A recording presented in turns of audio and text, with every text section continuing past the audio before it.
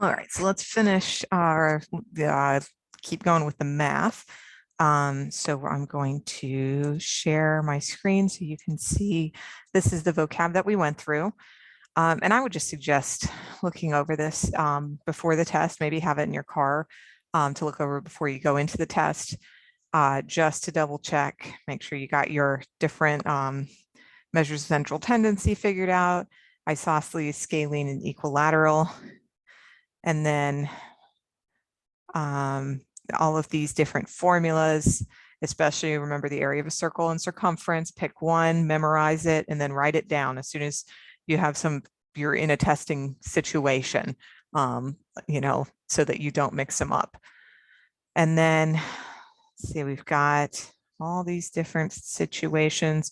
Remember, when you have an absolute value equation, if you basically isolate whatever's inside the absolute value bars, and then you end up with two separate equations. Here are all the exponent rules that they test. Feel free to pause this video and double check yourself on these. And then some of the standard errors, like this thing, x plus 2 squared is not x squared plus 4, right? So, all right, so don't do that on the test. And then when you are distributing something, make sure that you do not forget that minus. Losing a negative sign is the most common error for high scoring math students. So just be super, super aware of where those minus signs are going. Then remember your equation of a circle. This is one or two questions that you're going to get right now. Is x minus h squared plus y minus k squared equals r squared. Remember, r is the radius and hk is the center of that circle. It's got to be minus h minus k to get you positive h and positive k. If they switch it up on you and do an ellipse, it's super similar to the circle formula, but in this case, it'll have the radius of the x-axis squared and the radius of the y-axis squared. So it'll be expressed as a fraction, and instead of r squared, it'll just be equal to 1. So, all right. So if they throw an ellipse at you, no big deal. Just remember your circle formula, and then the lengths need to be squared. Okay. All right. And then I think the only other thing I want to make sure I mentioned, actually, well, just in case the box and whisker shows up on the ACT, the box and whisker is all about medians. So it'll look like this along a number line. And so the middle line is the median of all the data. And then these 2 points, this is the smallest number, this is the largest number. They haven't tested a box and whisker on the ACT anytime recently, like not in the last 5 years, but just in case now that I've seen it. Let's see. All right. And I think that is it for the math section. So now let's transition over to the reading section. So for that, I am going to share my screen and get into just a plain Word document. I don't need to draw out any formulas here, so I can just write stuff out. The reading, remember, you are looking at spending 8 minutes, no, sorry. Yeah, 8 minutes and 45 seconds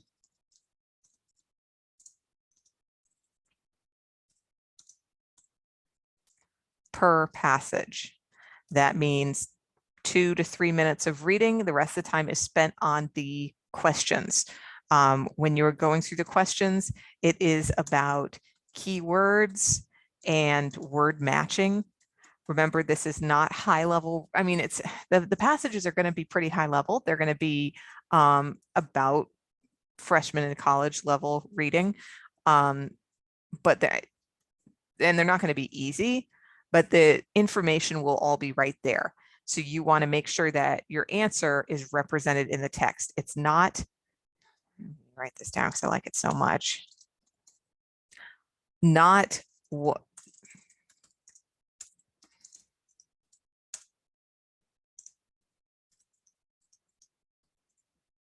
Not what does it mean? What does it say? Literally, what do the words say? All right. You don't want to, again, don't overthink it.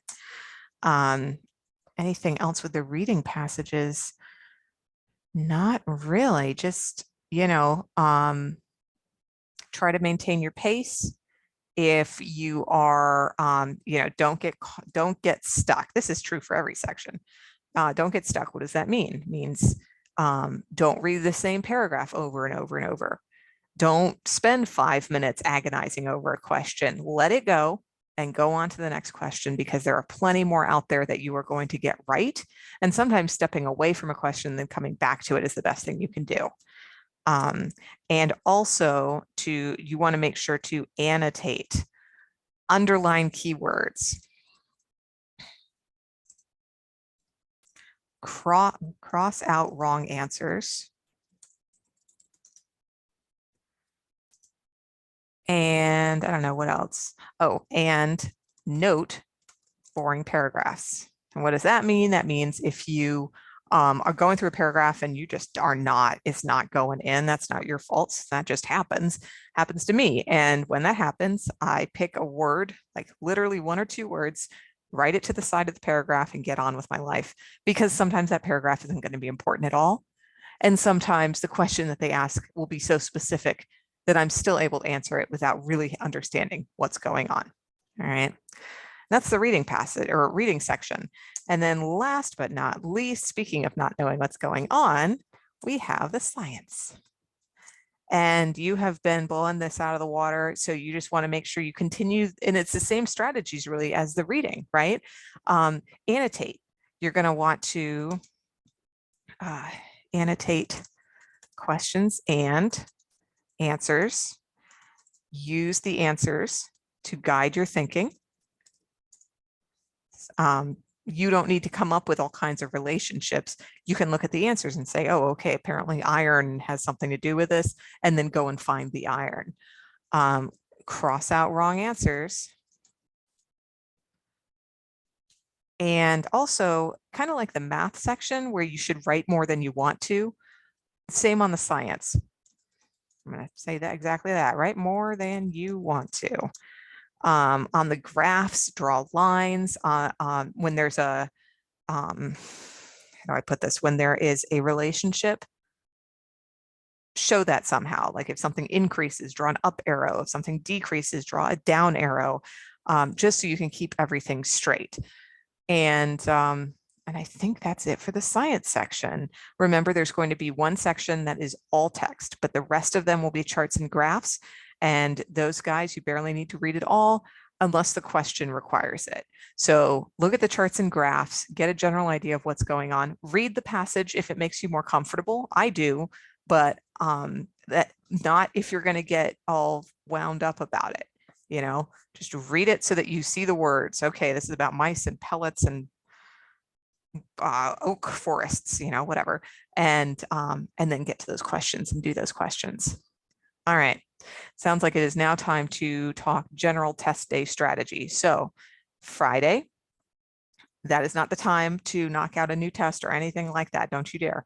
You just take it easy, relax, do the best you can at not thinking about the ACT. If it makes you feel more comfortable, go over the math, look over some of the tests we've already done and the notes that you took, and that's it. All right. Go to bed at a reasonable time. Your only real work on Friday should be to pack your bag, print out your test ticket, make sure you've got your ID, pack something to eat, water bottle, and I think that's it. All right, go to bed, not too early, not too late, get as good a night of sleep as you can, of course, so do something on Friday that makes you tired. And then on Saturday, have a good breakfast, make sure that you're, out the door a little bit early so that you're not stressed about getting there on time. And then when you're in the testing situation, take those breaks. When they give you a break, stand up, leave the room if at all possible. Don't talk to anybody else because that's just a stress machine, but do change your environment, stretch, just move. All right. It's so important for your brain to like switch gears and see something different, and it really reduces the test fatigue that you might experience. Is there anything else? I don't think so. Just, have a wonderful time. And I want to hear all about the test. So if there's anything weird, if there's anything you weren't prepared for, we test prep tutors just love to, know what the reading passages were about, all kinds of stuff, So whatever you can tell me, I will be delighted to hear, especially how you felt about the test. And then when you get your results, which will be in a couple of weeks, I would love to hear from you again, of course, so you can share the good news with me. And yeah, good luck, man. I'm really excited to hear from you. I think you're going to do great. All right. And if you know anyone else who could use some test prep, please feel free to throw my name out there. I work entirely through word of mouth. And so I would love to meet more of your friends. All right, Kate, I'm really looking forward to hearing from you. Good luck.